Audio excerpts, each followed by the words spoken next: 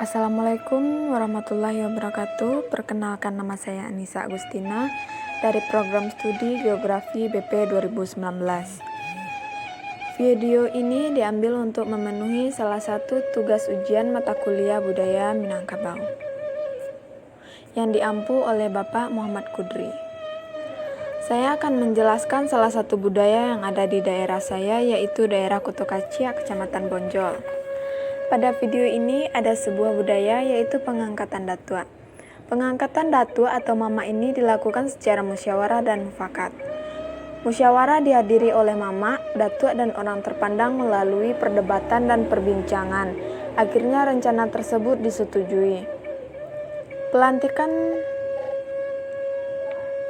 ini di daerah saya disebut Malimawi Datua. Kegiatan Malimawi ini dilakukan proses adat dan mendoa yang diselenggarakan di rumah ibu dari calon datuk tersebut, yang dihadiri oleh mama, datuk, dan orang penting di daerah tersebut dan warga kampung tersebut. Sekian dari hasil penjelasan yang saya jelaskan, yang sumbernya saya tanya kepada masyarakat yang ada di daerah tersebut. Jika ada kesalahan, saya mohon maaf.